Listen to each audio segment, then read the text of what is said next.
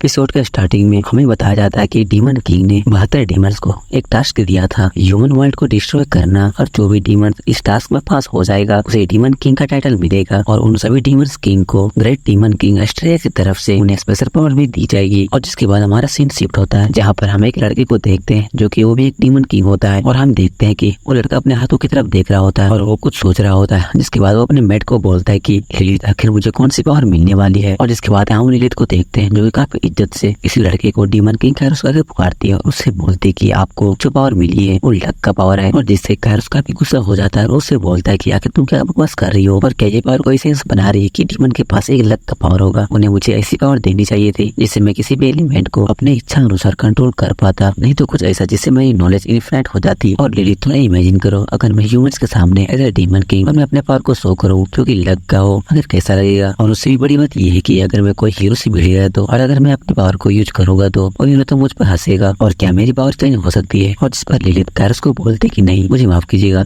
पर ऐसा नहीं हो सकता क्योंकि ग्रेट डीमन किंग के द्वारा डिजाइन करी गई पावर को चेंज करना या रिमूव करना पॉसिबल नहीं है। और जिस पर कैरस पूछता है कि तो क्या हम इसमें कोई और भी पावर ऐड कर सकते हैं, जिस पर लिलिथ बोलती कि नहीं। और जिसके बाद हम कैरस को देखते हैं जो कि सोच रहा होता है कि आखिर मैं इस लक के साथ में किसी वर्ल्ड पर रूल कैसे करूंगा और आखिर ग्रेट डीमन इतना बेवकूफ कैसे हो सकते हैं। और जिस पर लिलिथ कैरस से बोलते हैं कि अगर आपने ग्रेट डीमन किंग को एक बार और बुरा कहेंगे तो वो आपको मार देंगे। और जिस पर कैरस बोलता है कि अब तक जितने भी डीमंस किंग हैं उन सभी को नॉर्मल एबिलिटीज मिली है तो आखिर मैं एकमात्र कैसे हो सकता हूँ जैसे कि एक लक की पावर मिली होगी। और जिस पर लिलिथ बोलती है कि ऐसा इसलिए क्योंकि ग्रेट डीमन को ह्यूमन वर्ल्ड की गेम की लत लग चुकी है और जिसमें की प्रोबेबिलिटी शामिल है। और जिसके बाद हम कैरस को देखते हैं जो कि अपना सर पकड़ लेता है और बोलता है कि आखिर ये क्या बकवास कर रही हो। लिलिथ ये बोलती है कि रूमर ये कह रहा है कि ग्रेट डीमन किंग रैंकिंग 1 पर आने में कामयाब रहे जिसके कारण वो आपको ग्रेट लक स्किल दिए हैं। और इसके बाद कैरस बोलता है कि लेकिन बकवास की बातें छोड़ो, अब मुझे अपनी पावर को यूज करनी है। लिलिथ बोलती है कि तो ठीक है मैं आपकी पावर को एक्टिवेट कर देती हूँ। और जिसके बाद लिलिथ कैरस की पावर को एक्टिवेट कर देती है। हम देखते हैं कि कैरस का चारों तरफ काफी सारे बॉक्सेस फ्लोट करने लगती है। और जिसके बाद लिलिथ कैरस से बोलती है कि तो इन सभी बॉक्स को आप ओपन करो। इसके बाद हम देखते हैं कि कैरस अपनी पावर को यूज करते हुए उस बॉक्स को खोलता है। अब बॉक्स खोलने के बाद हम देखते हैं कि उन बॉक्सेस में एक स्लाइम निकलता है और इस वक्त कैरस की शक्ल देखने लायक होता है। और जिसके बाद लिलिथ बोलती है कि आपके पास और भी बॉक्सेस हैं, आपको शायद उनको ओपन करनी चाहिए। और जिसके बाद एक करके कैरस अपने सारे बॉक्सेस को ओपन करने लगता है तो इन सभी में से काफी सारे स्लाइम निकलते हैं। और जिस पर लिलिथ बोलते हैं कि आपके पास एक और रैंडम बॉक्स पड़ा हुआ है, शायद आपको उसको खोलना चाहिए। और हम कैरस को देखते हैं जिससे काफी गुस्सा आ रहा होता है। और जिसके बाद हम लास्ट रैंडम बॉक्स को देखते हैं जिससे कि कैरस अपनी पावर की मदद से ओपन करता है और जिसमें काफी सारी रोशनी जो कि निकलने लगती है। और रोशनी हटने के बाद हम देखते हैं कि उस बॉक्स में से एक लड़की जो कि निकलती है और जिस कारण से कैरस काफी गुस्सा हो जाता है और लिलिथ को झिकोरने लगता है। और कैरस लिलिथ को बोल रहा होता है कि आखिर ये सब क्या बकवास है और क्या मैं इसी पावर के साथ में कोई डीमन किंग लग रहा हूँ। लेकिन फिर भी लिलिथ उसे कांग्रेचुलेशन बोलती है। और जिसके बाद कैरस वहां से जाने लगता है। लिलिथ बोलती है कि चूंकि ये सब कुछ पहले हो चुका है तो आप इसे बदल नहीं सकते। लेकिन कैरस लिलिथ को बोलता है कि नहीं मेरे पास एक रास्ता है। और कैरस वहां से जाने लगता है जो कि काफी गुस्से में होता है और वो बड़बड़ाते जा रहा होता है कि डीमंस वो प्राणी है जो कि हर समय संघर्ष करते हैं और मैं अब स्ट्रॉन्ग बनने के लिए स्ट्रगल करने जा रहा हूँ। और कैरस लिलिथ को गेट ओपन करने के लिए बोलता है और कैरस बोलता है कि मैं खुद ग्रेट डीमन किंग का सामना करने जा रहा हूँ। और जिसके बाद में हमें डीमन वर्ल्ड का सीन दिखाया जाता है जहाँ पर की बादल काफी रेड होती है और काफी बिजली कड़क रही होती है। और जिसके बाद में हमें डीमन कैसल का सीन दिखाया जाता है और जिसके बाद हमें ग्रेट डीमन किंग ऑस्ट्रेलिया का ऑफिस का दिखाया जाता है और जहाँ पर काफी सारे डीमंस होते हैं। और वहीं पर हम कैरस और लिलिथ को देखते हैं और जिसके बाद में हम कैरस को देखते हैं जो काफी डर जाता है और वो बोलता है कि अरे नहीं यार ये यहाँ पर फिर से आ गई। और जिसके बाद में हम एक लड़की को देखते हैं जो कि अपने पावर को यूज कर रही होती है और वो बोलती है कि कैरस मैं तुमसे फिर से मिल गई। कैरस बोलता है कि मुझे तो उम्मीद नहीं थी कि हम मिलेंगे और ना ही मिलते तो अच्छा रहता। और हम देखते हैं कि वो अपने पावर को अपने हाथों में जनरेट करने लगती है। कैरस बोलता है कि आखिर तुम क्या करने की कोशिश कर रही हो। हम इस लड़की को देखते हैं जो कि काफी गुस्से में होती है और वो कैरस से बोलते है कि जो तुम कर रहे हो उससे तुम्हें दूर में बदलना भी पर्याप्त नहीं है। कैरस जो कि थोड़ा डर रहा होता है और बोलता है कि लगता है यहाँ पर वो खड़ी होने वाली है। और जिसके बाद हम इस लड़की को देखते हैं जो कि अपनी दोनों हाथ में अपने पावर को जनरेट कर देती है और अपने पावर को काफी एनालाइज कर रही होती है। जिसके कारण कैरस को भी वहाँ पे खड़ा होने में दिक्कत हो रही होती है। और वहाँ पर देखते हैं जितने भी डीमन होते हैं वहाँ से भागने लगते हैं। और जिसके बाद वो लड़की अपने पावर को जमीन में मारती है जिसके कारण हम कैरस को देखते हैं जो कि दूर जाकर गिरता है। और जिसके बाद में हम लिलिथ को देखते हैं जो कि एक टेबल को उस लड़की की तरफ फेंकती है। लेकिन हम देखते हैं कि उस लड़की ने अपने पावर की मदद से उस टेबल को हवा में ही टुकड़े कर देती है। और जिसके बाद हम इस लड़की को देखते हैं जो कि काफी ज्यादा गुस्से हो गई होती है। लेकिन तभी लिलिथ को देखते हैं जो कि इस लड़की पर अटैक कर देती है और उससे बोलती है कि तुमको यहाँ पर शांत होना होगा क्योंकि ये एक पवित्र जगह है जहाँ पर कि हम ग्रेट डीमन से मिलने के लिए वेट करते हैं। और लिलिथ उस लड़की पर अटैक कर देती है। और जिसके बाद हम इस लड़की को देखते हैं जो कि काफी गुस्से में होती है और उससे बोलती है कि मैं सिर्फ कायरोस को मारना चाहती हूँ, इसीलिए तुम रास्ते में मत आओ। और हम देखते हैं कि इस लड़की ने लिलित पर अटैक कर देती है, जिसके कारण हम लिलित को देखते हैं जो कि काफी घायल हो जाती है और जिसकी वजह से लिलित काफी दूर जाके गिरती है। हम देखते हैं कायरोस को काफी डर गया होता है, लेकिन हम देखते हैं कि लिलित सही सलामत खड़ी होती है और अपने पावर को रिलीज कर रही होती है और वो इस लड़के से बोलती है कि मैं डीमन किंग कायरोस की सेवा करने वाली सेक्रेटरी हूँ और अगर डीमन किंग कायरोस को चोट लगती है तो मेरा अस्तित्व का रास्ता मिट जाएगा और मैं लॉर्ड कायरोस को बचाने के लिए अपनी लाइफ को भी सेक्रीफाइस कर सकती हूँ। और जिस पर कि ये लड़की लिलित को बोलती है कि अगर ऐसी बात है तो मैं तुम दोनों को एक साथ मार दूंगी। और इसके बाद में हम कायरोस को देखते हैं जो कि इस लड़की को बेस्टिया का क्या पुकारता है और वो बोलता है कि बेस्टिया, मुझे मालूम है कि तुम मेरे बारे में कुछ ज्यादा ही गलत सोचती हो, लेकिन प्लीज इस जगह पे ऐसा मत करो। लेकिन हम बेस्टिया को देखते हैं जो कि कायरोस को चुप कर देती है और उससे बोलते कि भले मुझे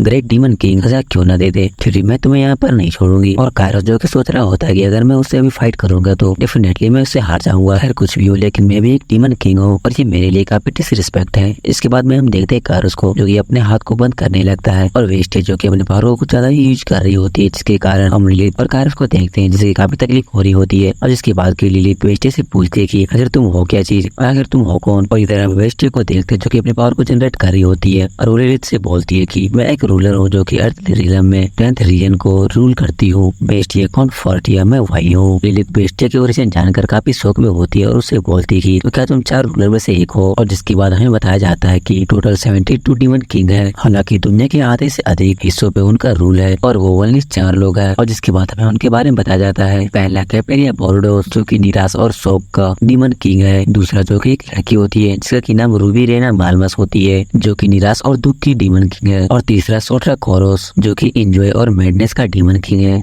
और लास्ट में वेस्टिया आती है जो कि स्क्रैम्स और रेस की डीमन किंग है। और इधर हम लिलित को देखते हैं जो कि सोच रही होती है कि 4 डीमन किंग में से एक के देखने के बारे में मैं सिर्फ सोचती थी। और इधर हम वेस्टिया को देखते हैं जो कि नारुतो को सिग्नल लेकर हवा में प्लॉट कर रही होती है और वो काफी गुस्सा होती है और वो बोलती है कि तुम लोग मेरे पहले बार से तो बच गए, लेकिन इस बार मैं तुम दोनों को नहीं छोड़ने वाली। इसके बाद में हम देखते हैं कि वेस्टिया अपने पावर को यूज कर रही होती है, जिसके कारण हम देखते हैं कि जमीन से जितनी पत्थर होती है वो हवा में फ्लोट करने लगते हैं। और अचानक हम देखते हैं वेस्टिया को जैसे कि अपने अटैक को लिलित की तरफ भेजती होती है। और इसके बाद में हम देखते हैं कि वेस्टिया का वो अटैक लिलित की तरफ बढ़ रही होती है, लेकिन हम देखते हैं कि कायरोस जो कि लिलित के सामने आ जाता है, जिसके कारण वेस्टिया की अटैक अब वो कायरोस को लगने वाला होता है। लेकिन हम देखते हैं कि जैसे ही वेस्टिया की अटैक डीमन किंग कायरोस से टकराता है तो हम देखते हैं कि वेस्टिया का अटैक वहीं पे नलिफाई हो जाती है, जो देखकर वेस्टिया शॉक हो जाती है। और जिसके बाद में हम कायरोस और लिलित को देखते हैं जो कि उसके अटैक से बच जाते हैं और कायरोस ये देखकर काफी शौक में होता है। और हम लिलित को देखते हैं जो कि काफी शौक में होती है कि आखिर कायरोस नलिफिकेशन मैजिक को उपयोग कैसे कर सकता है। और इधर हम वेस्टिया को देखते हैं जो कि काफी गुस्सा होती है और चिल्ला के बोलती है कि तुम अभी तक जिंदा कैसे हो। कायरोस बोलता है कि वही तो मुझे भी नहीं पता कि मैं कैसे जिंदा हूँ। और हम लिलित को देखते हैं जो कि काफी शौक में होती है और काफी टेंशन में होती है और वो सोच रही होती है कि नलिफिकेशन मैजिक एक ऐसी मैजिक है जो कि ग्रेट डीमन के पास बहुत समय पहले थी और आखिर ये पावर कायरोस के पास कैसी है। और तभी वहाँ पर ग्रेट डीमन की एंट्री होती है और हम देखते हैं कि ग्रेट डीमन किंग बोलते हैं कि मेरे वेटिंग रूम से काफी नॉइज सुनी, इसीलिए मैं देखने के लिए बाहर आ गया और देख के ऐसा लग रहा है कि तुम सभी यहाँ पर काफी फन कर रहे हो। और हम देखते हैं कि वहाँ का माहौल शांत हो गया होता है। और जिसके बाद हमारा सीन शिफ्ट होता है, हमें एक हॉल का सीन दिखाया जाता है जहाँ पर कि कायरोस और वेस्टिया और ग्रेट डीमन बैठे होते हैं। और जिसके बाद ग्रेट डीमन कायरोस से पूछते हैं कि आखिर तुम मुझसे मिलने के लिए क्यों आए हो। कायरोस बोलता है कि चाहे मैं कितना बार भी क्यों न सोचूं, पर मेरी पावर्स में कोई समस्या है। और कायरोस की बात सुनने के बाद वेस्टिया जो सोच रही होती है कि जैसा कि मैं एक्सपेक्ट की थी ये बंदा पागल है। और कायरोस बोलता है कि अब तक मैंने कई सारी डीमन किंग को हराया है, लेकिन मैंने किसी के पास भी लक की पावर नहीं देखी है। और जिस पर हम देखते हैं कि वेस्टिया जो कि हंस पड़ती है और कायरोस चिल्लाते हुए बोलता है कि ग्रेट डीमन किंग आप ये देख सकते हैं कि ये भी मेरे इस पावर से हंस रही है और मेरी पावर